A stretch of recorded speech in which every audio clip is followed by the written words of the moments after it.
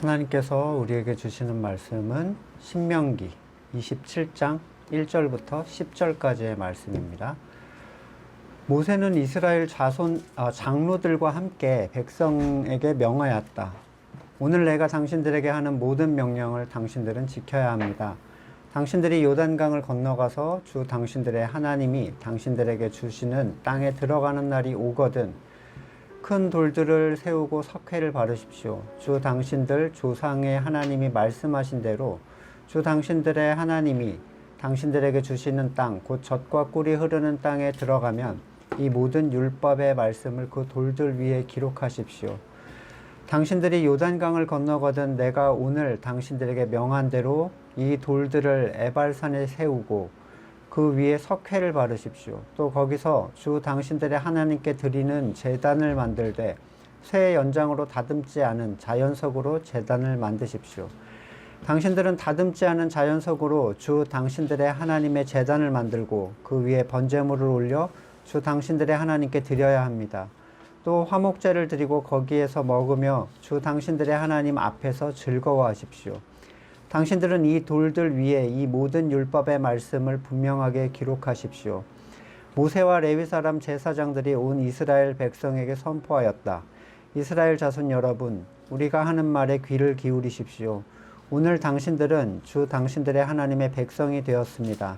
그러므로 당신들은 주 당신들의 하나님께 순종하고 오늘 우리가 당신들에게 명한 그의 명령과 규례를 지키십시오. 아멘. 아무것도 살 수 없는 척박한 땅, 광야가 있죠. 그리고 젖과 꿀이 흐르는 풍요의 땅 가나안이 있습니다. 이 둘을 앞에 두고 어느 곳이 더 위험한가 묻는다면 세상은 말할 것도 없이 광야가 위험하다라고 얘기를 할 거예요. 그런데 이스라엘에게 있어서는 다른 답이 나와야 할 것 같다는 생각이 이 신명기를 보면 볼수록 더 드는데, 이스라엘이 광야에 들어갈 때는 어떤 경고, 주의사항 이런 게 전혀 없었어요. 근데 가나안으로 들어갈 때는 과도하다 싶을 정도로 경고를 많이 반복을 합니다. 너희가 그 땅에 들어가거든. 이걸로 시작하는 경고는 신명기 내내 나타나죠. 그 거친 광야를 40년이나 겪었는데 이 이스라엘에게는 어느 쪽이 더 위험하겠는가? 당연히 가나안이 더 위험해 보여요. 이것은 땅 자체의 문제가 아니라 들어가는 존재의 수준이 어떠냐의 문제인 거죠. 광야에서는 그들이 너무 어렵기 때문에 하나님의 보호하심과 인도하심이 강제적으로 그들을 보호를 합니다. 마치 바다의 파도에 걷지도 못하는 아이를 안고 들어가도 애는 안전해요. 아빠가 데리고 있으니까. 하지만 가나안을 보시면 그 훈련을 마친 자들에게 더 이상 이제 과도한 훈련을 부여하지 않으시고 이제는 너네의 과거를 기억해라. 이 말씀으로 그들의 마음이 늘 낮은 곳에 있기를 명령을 하십니다. 가나안에 들어가서 그들은 주신 유업을 감당할 수 있는 장성한 자로서의 모습을 보여야 돼요. 수많은 재산을 철없는 아이에게 물려주는 부모는 없죠. 그가 그것을 보호할 수도 바르게 사용할 수도 없기 때문입니다. 수영장에서 수영을 배운 사람들이 있습니다. 그래서 저도 예전에 바로 앞에 수영장이 있어서 상급반까지 갔었어요. 상급반까지 갔는데 그분들이 이제 하시는 얘기가, 이 상급반에 가서 하는 수영은 바다나 강에 들어가면 아무것도 아닌 게 돼버린대요. 그러니까 자기가 수영을 잘한다고 생각하는 사람들은 위험하게 무리하게 이제 뛰어들기도 하는데, 수영장이라는 건 정해진 수심이 있고 잔잔하고 따뜻하고 깨끗한 물, 그리고 안전요원, 마음만 먹으면 금세 붙잡을 수 있는 벽이나 이 레인이 있죠. 근데 이런 데서 하는 상급자 수영은 자연의 거친 물 안에 들어가면 아무것도 보이지 않는 그 물 앞에서 그냥 초보자가 되고 맙니다. 오늘 본문은 학자들이 모세의 세 번째 설교라고 말하는 부분이에요. 오늘 본문에서 앞에서 모세 홀로 서서 명령을 했는데 여기서는 장로들이 지금 갑자기 나왔어요. 함께 명령을 합니다.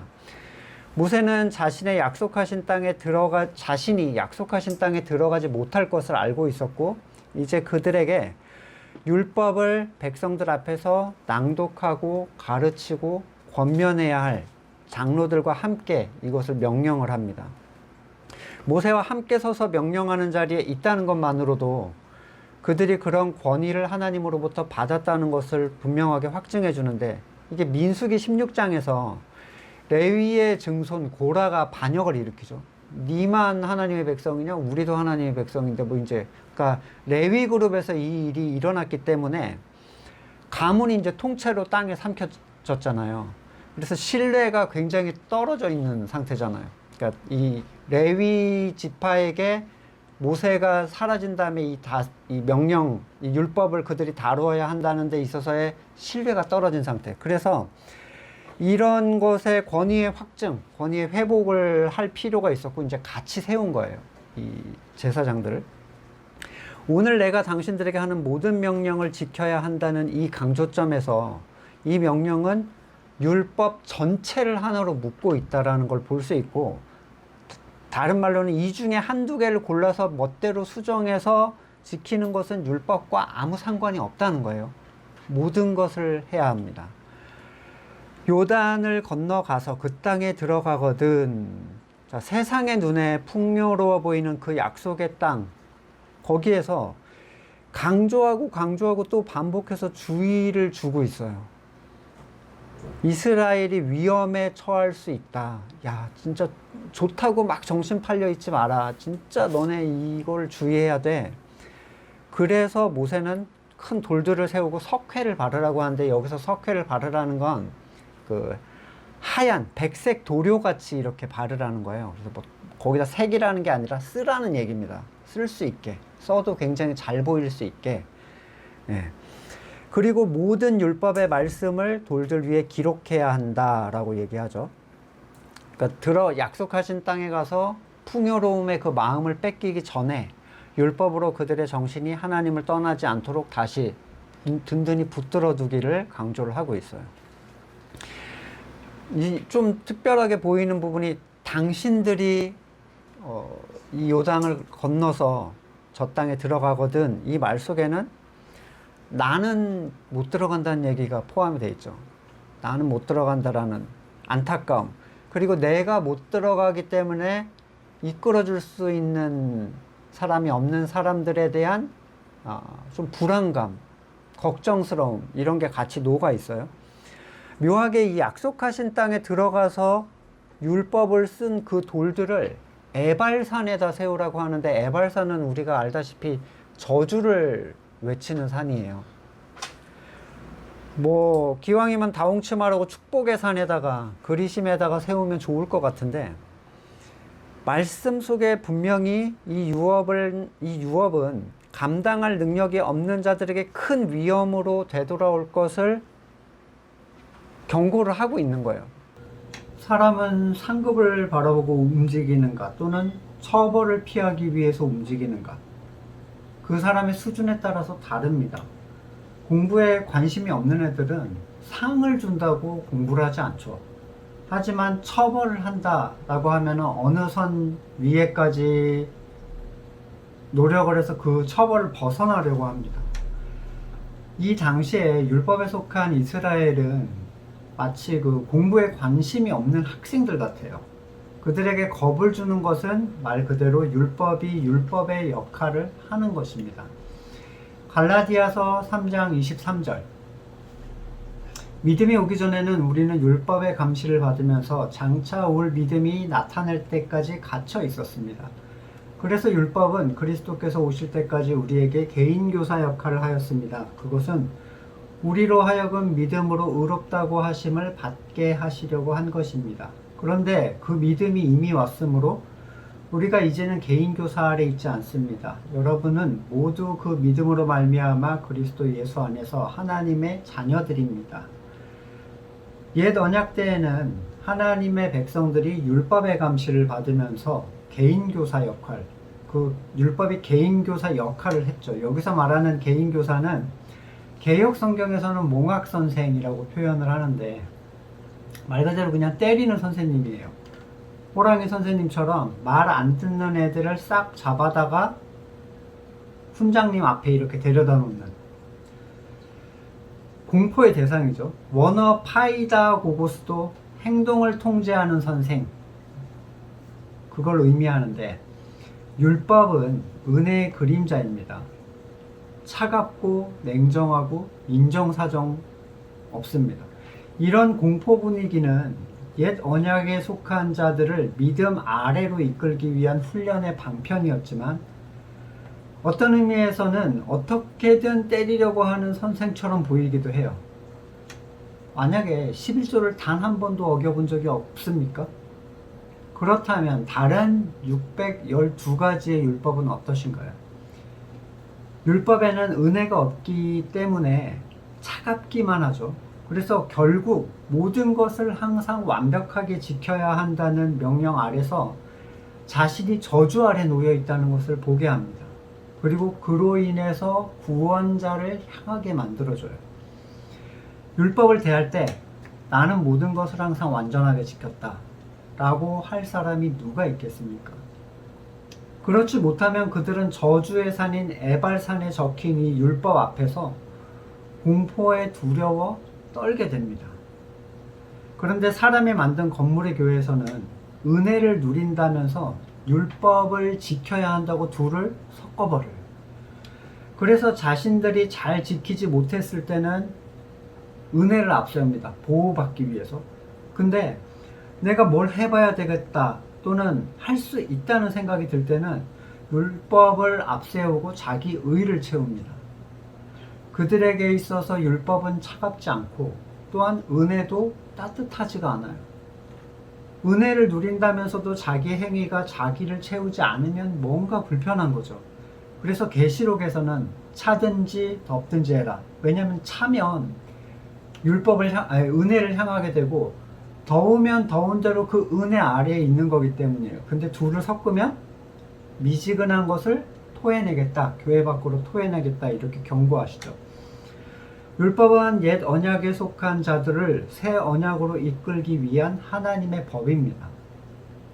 새 언약에 속한 사람들은 공포와 두려움 때문에 행하는 사람들이 아니에요. 하나님의 넘치는 은혜, 그리스도의 희생의 가치, 낮은 자리와 나그네 삶에 보이지 않는 유익, 영원한 나라에게 주어질 그 상급, 이런 것들이 그들을 행하게 합니다. 만약에 나는 벌 받는 게 무서워서 또는 지옥 가는 게 무서워서 움직인다면 우리는 고민을 해봐야 돼요.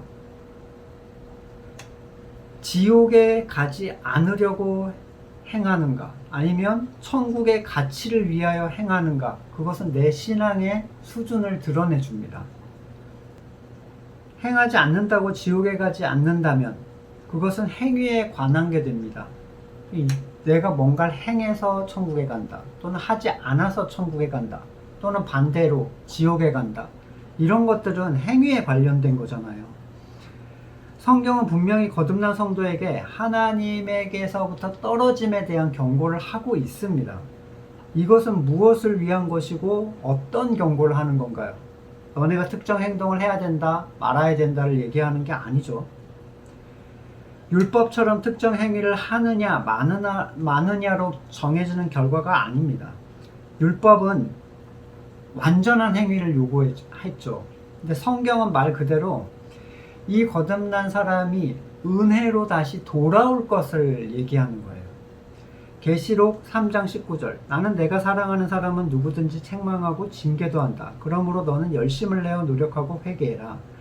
보아라, 내가 문 밖에 서서 문을 두드리고 있다. 누구든지 내 음성을 듣고 문을 열면 나는 그에게로 들어가서 그와 함께 먹고 그는 나와 함께 먹을 것이다. 이기는 사람은 내가 이긴 뒤에 내 아버지와 함께 아버지의 보좌에 앉을 것 같이 나와 함께 내 보좌에 앉게 해주겠다. 이스라엘이 그 땅으로 들어가면 큰 돌에 율법을 줬고 나서 하나님 앞에 제단을 만들게 됩니다. 특별히 눈에 띄는 것은 쇠의 연장으로 다듬지 않은 자연석이라고 명시하고 있다는 것인데, 일반적으로 사람이 돌을 사용해서 뭔가를 쌓으려고 하면 정으로 쪼개서 원하는 모양으로 먼저 만듭니다. 쌓아 올리려고 할 때 필요한 모양을 만들 수 있는 것, 그러니까 가공할 수 있다는 것과 자연석으로 그냥 쌓는 것에는 굉장히 노동에서도 시간에서도 차이가 많이 나는데, 가공이 가능하다면 쉽게 쌓을 수 있어요. 정사각형 모양으로 직육면체로 만들어서 툭툭툭툭 쌓아 올리면 되죠. 직사각형 모양으로. 하지만 가공이 불가능하다면 맞는 돌을 찾을 때까지 쌓을 수 없어요. 제단을 쌓을 때 필요한 돌은 사각 모양 또는 넓은 돌, 이런 것들이에요. 하지만 자연석은 큰 돌과 작은 돌이 뒤섞여서 큰 돌을 얹으면 그 밑에는 작은 돌을 다시 쌓아서 끼우고, 다시 틈에는 비슷한 모양을 끼우고 찾아야 돼요. 중심을 맞추고 위로 올리기 위해서 수고를 하는 것뿐만 아니라 모양도 그렇게 깔끔하게 나오지 않습니다. 제단에 대하여 사람이 가공하지 말라는 말씀은 우리에게 큰 메시지를 주는데, 하나님의 제단은 하나님께 거룩한 향기를 올려드리는 제사의 통로입니다. 히브리서 13장 10절, 우리에게는 한 제단이 있습니다. 그런데 유대교의 성전에서 섬기는 사람들은 우리의 이 제단에 놓은 제물을 먹을 권리가 없습니다.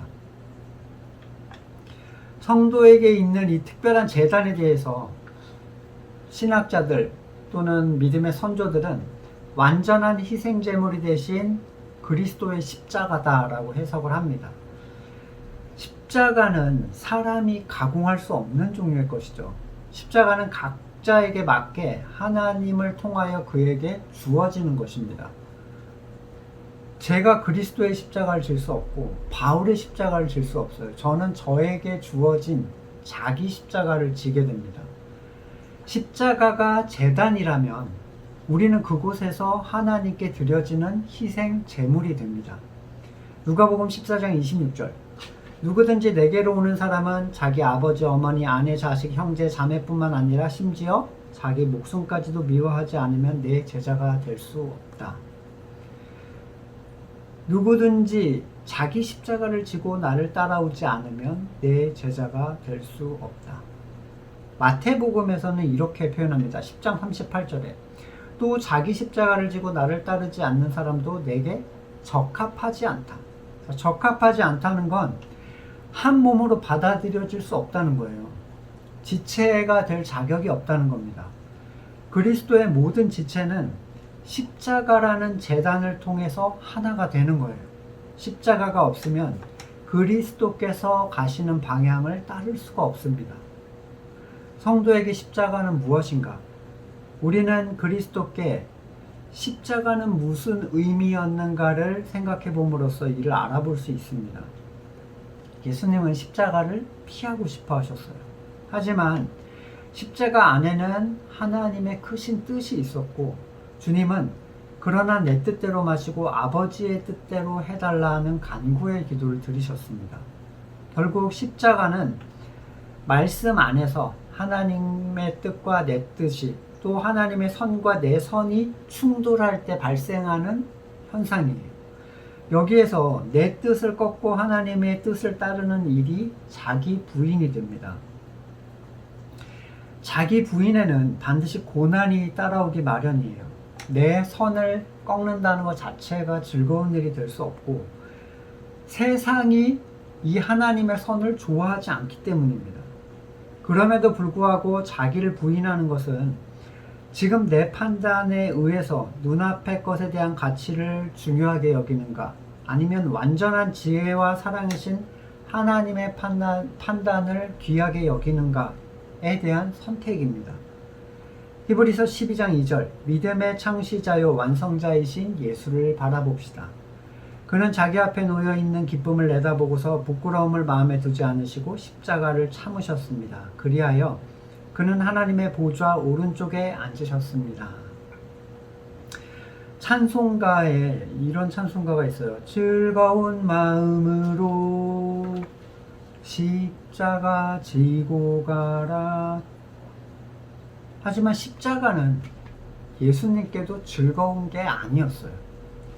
주님도 십자가를 참으셨다라고 기록을 합니다. 그럼에도 불구하고 세상이 볼 수 없는 소망과 기쁨이 주님께 있었기 때문에 참을 수 있었던 것이지, 아무것도 보이지 않는데 참으신 게 아니에요.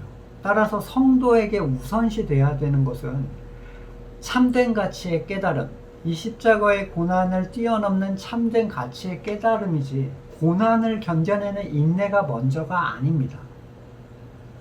거듭난 사람들에게 십자가가 이루어 놓은 가치, 본문의 표현대로라면 제단이 이루어 놓은 가치는 평화예요. 평화.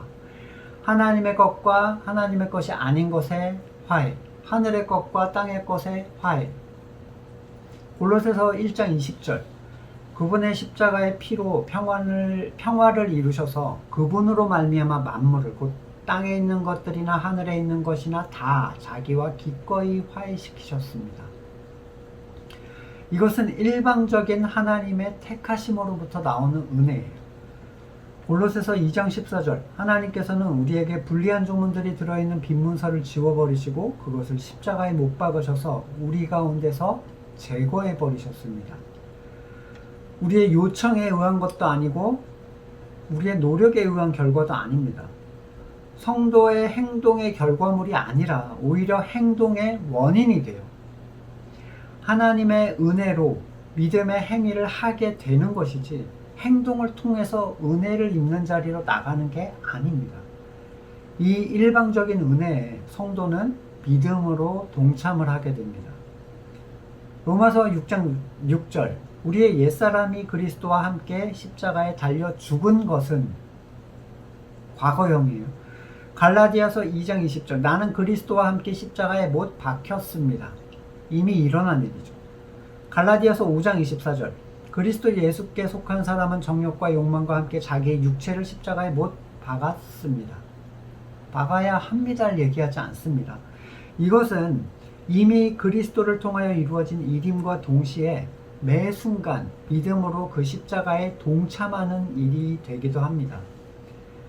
자기를 부인하고 나타나는 십자가의 고난을 당하는 일은 무엇보다도 의에 관한 부분, 거기에서 분명하게 드러나는데, 이 의는 사람의 선과 굉장히 밀접한 관계가 있어요. 세상은 자신이 선하다고 생각하는 것에 의의 가치를 부여합니다. 그래서 그들은 하나님의 모습조차도 내 선과 합하지 않으면, 하나님이 의롭다면, 하나님이 선하다면 어떻게 이룰 수 있는가라면서 하나님의 의 없음을 책망을 해요. 그들에게 의로운 하나님은 자기 선에 합한 존재입니다. 결국 그리스도의 십자가는 자기 선과 의를 주장하는 자들의 대속을 위한, 택하신 자들을 위한 것들이고, 그것은 세상에 속한 사람들에게는 정죄감과 불쾌함을 줘요. 갈라디아서 6장 12절, 육체의 겉모양을 꾸미기 좋아하는 사람은 여러분에게 할례를 받으라고 강요합니다. 그것은 그들이 그리스도의 십자가 때문에 받는 박해를 면하고자 하는 것입니다. 갈라디아 교회에서 예루살렘에 내려온 이 성도라는 사람들은 자유인이 된 이방인들에게 다시 율법의 굴레를 씌우려고 합니다. 바울은 그들이 그렇게 하는 이유에 대해서 이렇게 얘기해요. 그리스도의 십자가 때문에 받는 박해를 면하고자 그렇게 하는 것이다. 이 말을 다시 풀어보면, 그리스도의 십자가 때문에 받는 박해는 그가 복음의 가치를 훼손함으로써 피할 수가 있다는 거예요. 오직 믿음으로 그분의 의를 얻음, 그 어떤 인간의 의도, 선, 행위가 아니라 오직 그리스도의 의를 통하여 의로 덮어진다라는 이 사실은 오직 거듭난 사람들에게만 기쁨이 될 뿐, 세상에 속한 사람들에게는 정죄이고 자기 의에 대한 비난이 됩니다. 고린도전서 1장 17절, 그리스도께서는 세례를 주라고 나를 보내신 것이 아니라 복음을 전하라고 보내셨습니다. 복음을 전하되 말의 지혜로 하지 않게 하셨습니다. 그것은 그리스도의 십자가가 헛되지 않게 하시려는 것입니다. 자, 십자가가 헛되지 않게 된다는 건 제단이 바르게 서도록 하겠다는 거죠. 그리스도의 십자가는 복음의 참된 가치를 통해서 전해집니다. 누군가를 받아들일 만한 말로 그를 설득하고 다양한 프로그램이나 기관의 조직이나 그들이 원하는 것을 어느 정도 손에 쥐어줌으로써 또는 구할 수 있도록 허용해 주는 것은 그리스도의 십자가를 헛되게 하는 행동이에요. 십자가가 헛되지 않으면 십자가가 헛되지 않으려면 사람의 것이 제거가 돼야 됩니다. 그러니까 정을 거기다 대는 일이 없어야 돼요. 사람이 제단에 정을 대면 이미 그 제단에는 상한 심령이 올라갈 수 있는 기회가 없습니다. 자격이 없는 제단이에요. 고린도전서 1장 18절 십자가의 말씀이 멸망하는 자들에게는 어리석은 것이지만 구원을 받는 사람인 우리에게는 하나님의 능력입니다. 고린도전서 1장 23절 우리는 십자가에 달리신 그리스도를 전합니다. 그리스도가 십자가에 달리셨다는 것은 유대 사람에게는 거리낌이요 이방 사람에게는 어리석은 일입니다. 고린도후서 2장 15절 이하도 우리는 구원을 얻는 사람들 가운데서나 멸망을 당하는 사람들 가운데서나 하나님께 바치는 그리스도의 향기입니다. 그러니까 제물을 태워서 드리는 향기란 얘기예요. 그러나 멸망을 당하는 사람들에게는 죽음에 이르게 하는 죽음의 냄새가 되고 구원을 얻는 사람들에게는 생명에 이르게 하는 생명의 향기가 됩니다. 이런 일을 누가 감당할 수 있겠습니까? 복음은 오직 택하신 사람에게만 향기가 됩니다. 이건 제 얘기가 아니에요. 성경이 하는 얘기입니다. 그리고 부르심을 받은 사람, 거듭남을 체험한 사람은 결코 많지가 않아요. 그것은 거듭나지 않은 사람에게 그냥 그렇고 그런 얘기가 아니라 굉장히 불쾌하게 만들고 자기를 정죄하는 말로 듣게 됩니다. 우리가 만약에 이 사람의 기분을 상하지 않기 위해서 또는 핍박을 모면하기 위해서 정으로 그걸 가공하지 않는다면 그 일은 반드시 일어나게 돼 있어요. 이 복음에 대한 미움을 기꺼이 받아들일 수 있는 사람은 그가 어디 앞에 서든지 그 제단에서 향기가 되어 하늘로 드려집니다. 에베소서 5장 2절 그리스도께서 여러분을 사랑하셔서 우리를 위하여 하나님 앞에 향기로운 예물과 제물로 자기 몸을 내어주신 것과 같이 여러분도 사랑으로 살아가십시오. 바울은 에베소서에서 우리가 어떻게 향기로운 제사를 드릴 수 있는가 설명하고 있는데 주님께서 하셨듯이 라는 거예요. 주님께서 하나님 앞에서 예물과 제물로 자기 몸을 어떻게 내드렸죠? 십자가에. 이 복음의 가치를 그대로 제단에 쌓을 때 그것은 우리에게 십자가가 되고 거기에서 피어오르는 향은 구원을 받은 자와 받지 못한 자 앞에서 똑같이 하늘로 올라가는 향이 됩니다. 빌립보서 3장 18절 내가 여러분에게 여러 번 말하였고 지금도 눈물을 흘리면서 말하지만 그리스도의 십자가의 원수로 살아가는 사람이 많이 있습니다. 십자가의 원수로 살아가는 사람, 어떤 사람입니까? 먼저 그는 십자가의 가치를 이미 누려본 사람이어야 돼요. 그러니까 구원받지 못한 사람은 십자가의 원수로 살아갈 수가 없어요. 그냥 십자가와 아예 관계없는 사람으로 살아가는 거죠. 근데 누군가 거듭나서 십자가의 가치를 알았는데 그럼에도 불구하고 십자가, 제단의 가치를 그가 변형시키고 고난을 피하기 위해 십자가를 변형시키는 사람들, 그 사람들이 십자가의 원수입니다. 자, 거듭나지 않은 사람들이 그렇게 살아가는 걸 얘기하는 게 아니에요. 우리는 그 땅에 들어가거든 이라는 모세와 장로들의 명령에 귀를 기울여야 됩니다. 광야의 체험을 끝내고 훈련을 마치고 가나안으로 들어가는 사람들에게 주는 명령입니다. 자기 부인이 뭔지, 자기 십자가가 뭔지 난 모르겠다 해도 괜찮아요. 때가 되고 성장이 되면 어차피 그걸 알게 될 때가 옵니다. 우리가 집중할 것은 예수 그리스도입니다. 성도의 수준이 어느 위치에 있건 항상 우리의 시선은 십자가를 참으신 그리스도에 대해 고정되어야 돼요. 고린도전서 2장 2절, 나는 여러분 가운데서 예수 그리스도 곧 십자가에 달리신 그분밖에는 아무것도 알지 않기로 작정했습니다. 아까 처음에 말씀드린 누가복음 14장 본문을 조금 이어서 보겠습니다. 자기 십자가를 지지 않으면 내게 합하지 않다 하신 그 주님의 말씀에 이어지는 본문인데 28절, 너희 가운데 누가 망대를 세우려고 하면 그것을 완성할 만한 비용이 자기에게 있는지 먼저 앉아서 세마야 보아야 하지 않겠느냐. 그렇게 하지 않아서 기초만 놓은 채 완성하지 못하면 보는 사람들이 그를 비웃을 것이며 이 사람이 짓기를 시작하고 끝내지 못했구나 하고 말할 것이다. 어떤 임금이 다른 임금과 싸우러 나가면 2만 명으로 쳐들어오는 사람을 10,000명으로 당해낼 수 있을지 헤아려 보지 않겠느냐. 당해낼 수 없으면 화친해야 될 것이다. 그러면 성도는 주님 앞에서 이 교회됨에 있어서 어떻게 견적을 내야 되냐는 거예요. 어떻게 셈을 해봐야 되냐. 33절에 그러므로 이와 같이, 그러므로라고 분명히 연결을 해놨어요. 너희 가운데서 누구라도 자기 소유를 다 버리지 않으면 내 제자가 될 수 없다. 여기서 말하는 자기 소유는 부자 청년에서 비유하셨듯이 자기의 의, 자기의 선입니다. 이 말씀은 단순히 통장 잔고를 0으로 만들지 않으면 나를 따라올 내 제자가 될 수 없다, 이 얘기가 아니에요. 이렇게 설교를 하는 사람 치고 아무도 그렇게 살 수 있는 사람이 없습니다. 물질이 없이 세상을 살아갈 수가 없어요.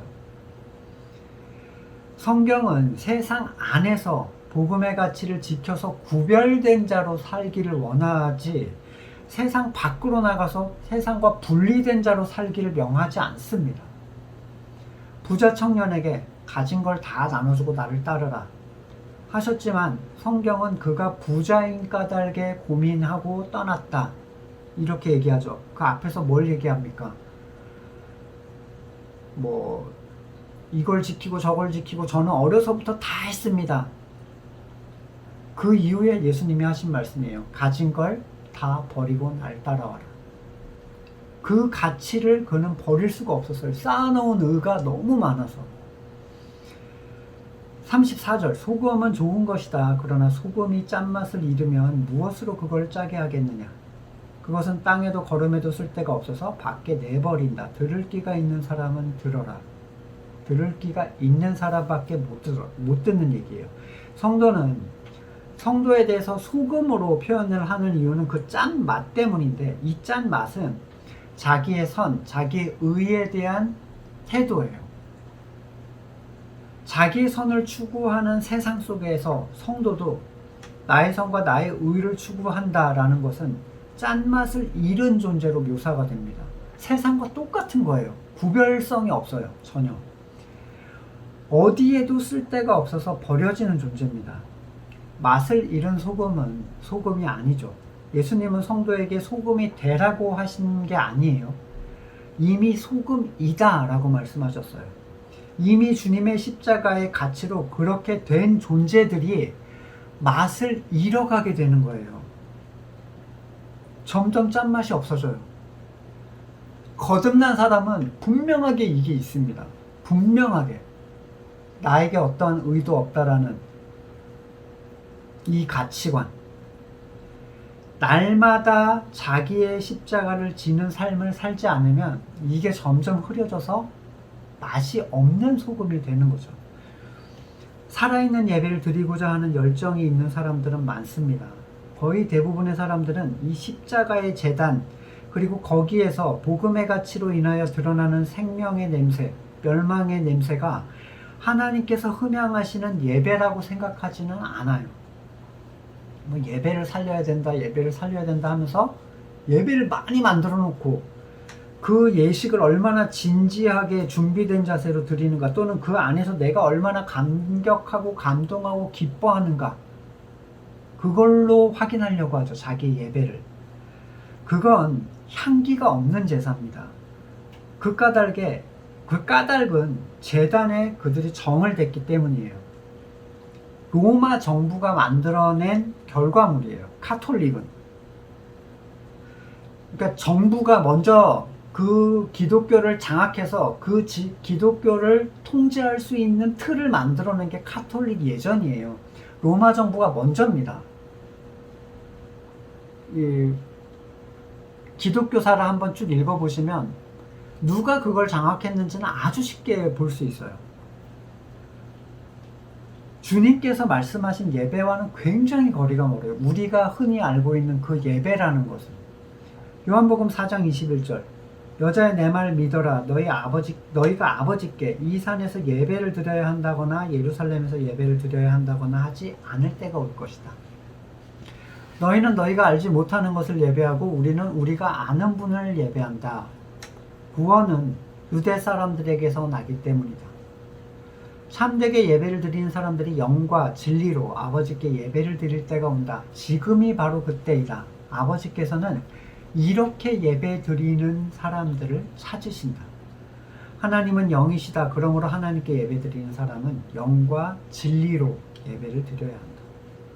참된 예배는 장소나 시간이나 형식의 문제가 아니라 무엇으로 드리냐는 수단의 문제예요.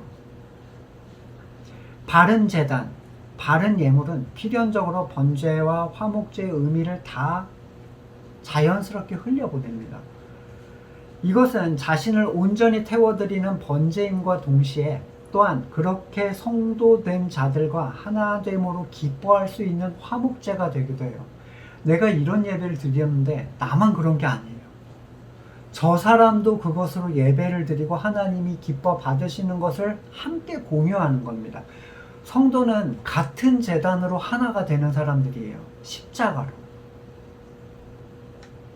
본문 9절에서 이미 아브라함 때 택하셨던 민족인 그들에게 오늘 하나님의 백성이 되었다라고 선언을 합니다.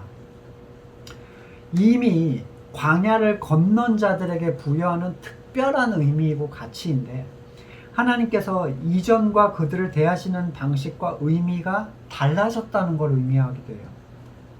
하지만 돌들 위에 기록하라는 이 율법이 어떻게 됐습니까? 사사기 300년의 역사를 보면 순식간에 사라져버리죠. 심지어 유다왕 다윗 때로부터 16대 이후에 요시야 왕 때 성전에서 우연히 발견하게 된 게 이 율법이 됩니다. 사람의 손으로 새겨진 말씀, 사람의 손으로 보호되는 말씀에는 지속성이 없고 힘이 없어요. 히브리서 8장 10절 또 주님께서 말씀하신다. 그날 뒤에 내가 이스라엘 집과 맺을 언약은 이것이니 나는 내 율법을 그들의 생각에 넣어주고 마음에다 새겨주겠다. 그리하여 나는 그들의 하나님이 되고 그들은 내 백성이 될 것이다. 구약에서도 새로운 선언을 해주셨지만 신약에서 다시 한번 그 얘기를 하시는 거예요. 진짜 하나님의 백성이 되는 존재들.